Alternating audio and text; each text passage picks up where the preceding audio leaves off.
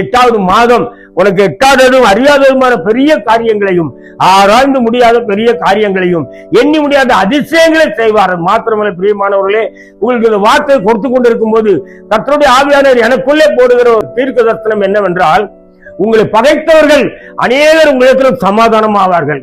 நான் திட்டமாய் தெளிவாய் சொல்லுகிறேன், உங்களை யாரெல்லாம் பகைத்தார்களோ அவர்கள் எல்லோரும் உங்களை தேடி வந்து உங்களிடத்தில் சமாதானம் பண்ணிக் கொள்வார்கள்.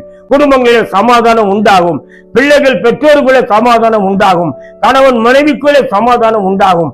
ஆகவே நீங்கள் குடும்பமாய் சேர்ந்து நீங்கள் வேதத்தை வாசிக்கணும், குடும்பமாய் சேர்ந்து எல்லாரும் தியானம் பண்ணணும். வசனம் இப்படி எழுதியிருக்கிறது, ஏன் இந்த வசனம் இப்படி சொல்லப்பட்டிருக்கிறது என்று சொல்லி நீங்கள் அப்படி வேதத்தை நேசித்து வாசித்து யோசித்து நடக்கும் பொழுது இந்த வசனங்களில் சொல்லப்பட்ட அந்த எல்லா விதமான சமாதானமும், முதலாவது சொன்ன ஆமென், நேசிக்கிறவர்களுக்கு மிகுந்த சமாதானம், வாசிக்கிறவர்களுக்கு எல்லா புத்திக்கு மேலான தேவ சமாதானம், அதை யோசித்து நடக்கும் பொழுது பூரண சமாதானத்தை கர்த்தர் தருகிறார்.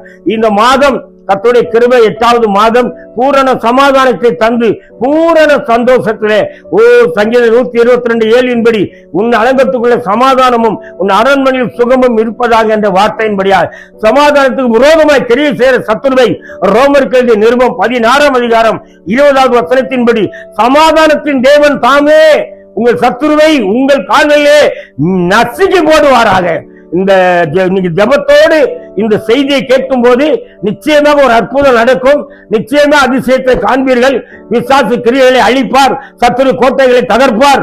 நிச்சயமாக இந்த நாளிலே சத்துருவினுடைய பிடியிலிருந்து விடுதலையாக்கி எல்லா குடும்பங்களுக்கும் சபைகளுக்கும் எல்லா பிள்ளைகளுக்கும் பெற்றோருக்கும் கணவன் மனைவிகளும் நிச்சயமா ஒரு சமாதானத்தை கர்த்தர் கொடுப்பார். கர்த்தர் உங்களை ஆசீர்வதிப்பார்.